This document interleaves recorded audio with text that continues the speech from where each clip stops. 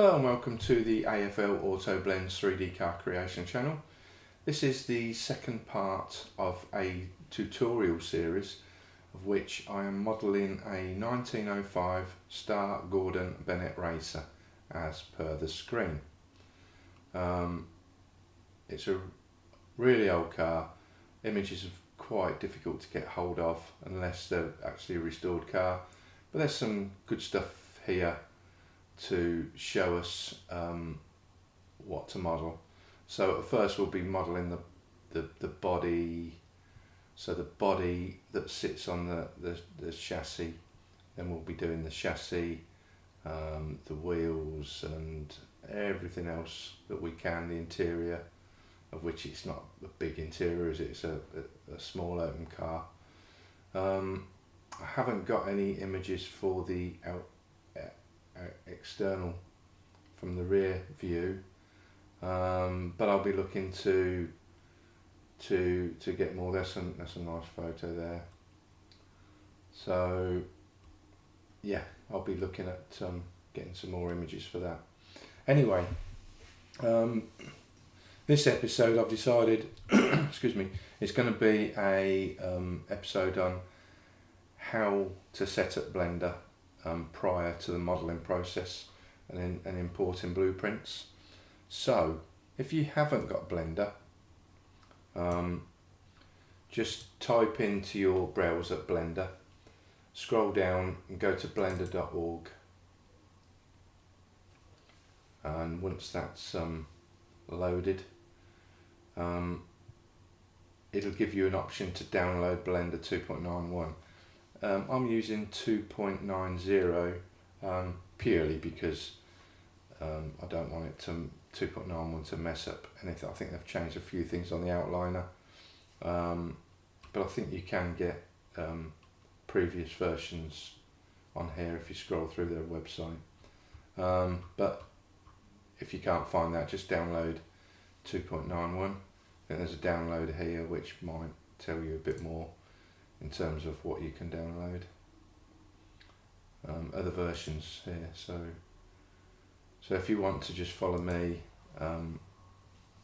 you can link into that, and that will give you all different versions here. Look, Windows installer, blah blah blah. So I think you'd be able to download 2.9, but if not, just download 2.91. Okay, so I'll move that across to my other screen, out of the way, and we'll get into this. So close these images down. So if we go into Blender, once you've got it, this is the general interface. I like to configure it slightly and add in a few preferences. So if you click preferences there, typically that's a tool that measures,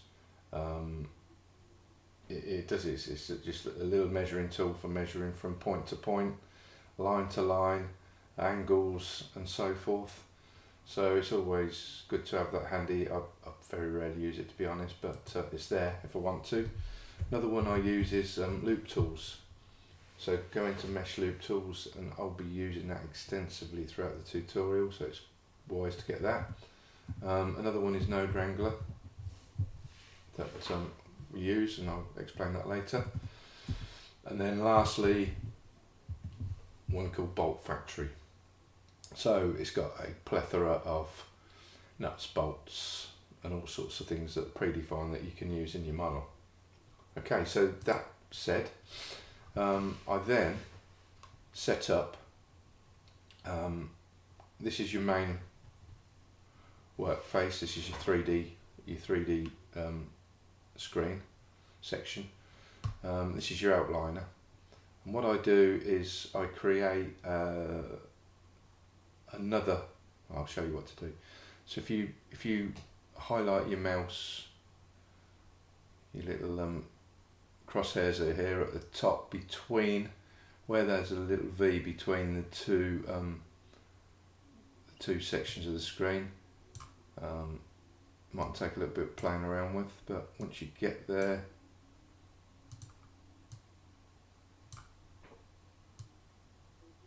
drags the whole thing over. Where is it? There we go. So just drag it across and create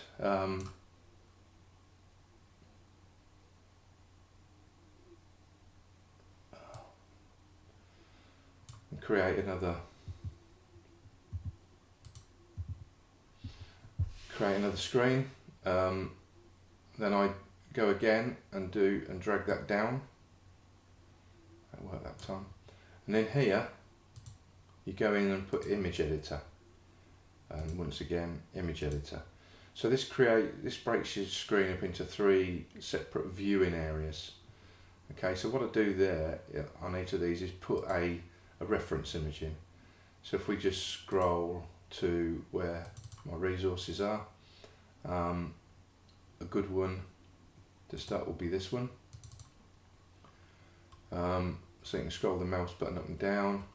If you want to move the picture around, you just hold the middle mouse button down and drag it around, and then you can maneuver it around to find out little bits and pieces on your model that you want to model. Okay, it gives you a bit more detail.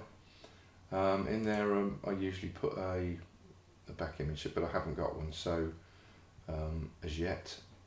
I'll do a bit of research in the next few days and get that. This is a good image to put in, so I'll put that one in.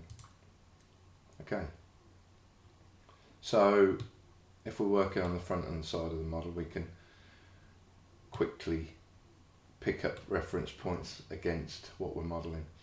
And then when we're not looking at the reference images, we just click and hold and drag across, and it keeps it there ready for you to drag across whenever you want to use it.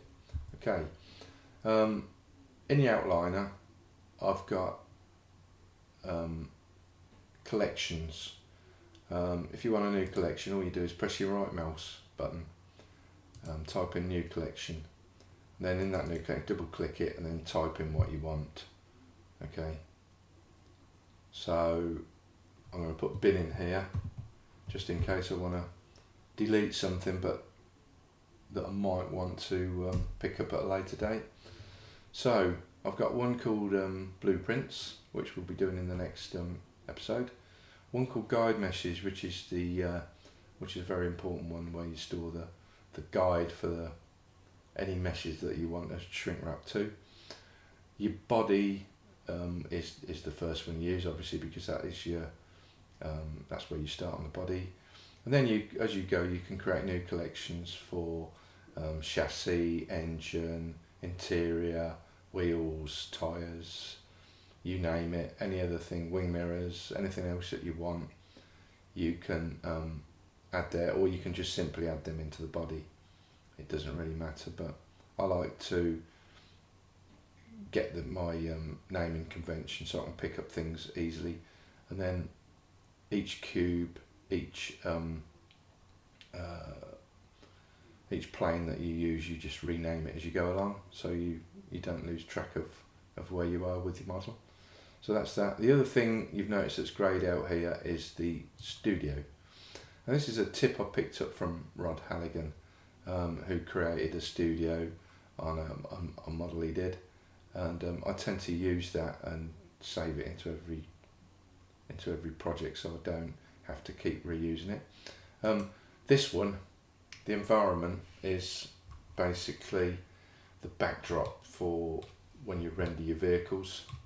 As you can see, the vehicle will sit there, so you want fairly large. As you can see, you can just copy mine, fairly large, and all you do is create a box, delete the top face, add a subdivision modifier, set the level of viewport to 3 on both. There we are. So if you click this, go into side view, go into edit mode, you can see it's simply a box. And when you're using a subdivision modifier, it's very important to add in that extra loop cut. Put it quite low, and then make sure that this sits just under the vertices.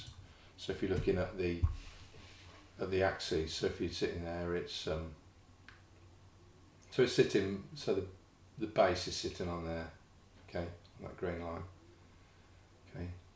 So, but what you've got to do, if you put it any higher, you'll obscure your vehicle, okay. So we'll hide that for now, so press H to hide it. What we've also got, that is a top image, that's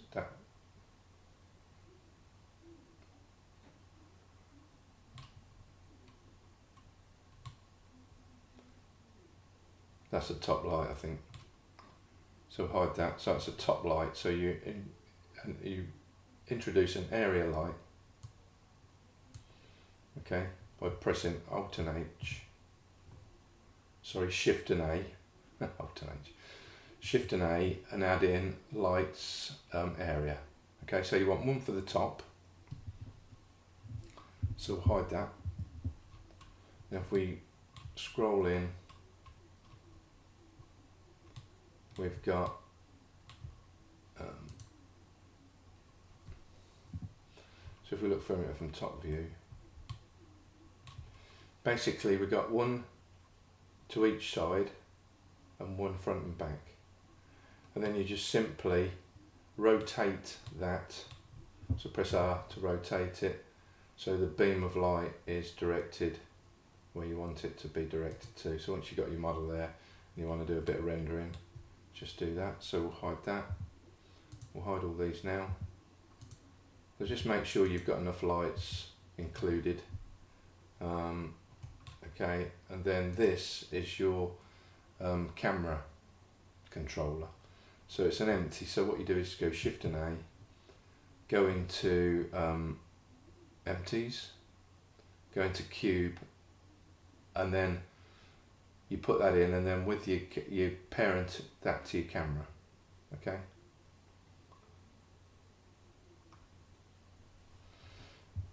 So anybody, there's your camera there. So anybody that's got any queries on that, and I tend to keep that minimized so that we don't use it in the modeling process. So there we are. That's how I set up Blender to use. In the next episode I will be showing you how to import blueprints and make sure that we've got the right sizing for the vehicle, that sort of thing. So it'll be a fairly quick episode, and I'll do that in the morning tomorrow. It's around 10 to 9 PM here at the moment, so I'll do that in the morning, and then we'll move on to the modelling process. So thank you everybody for watching. See you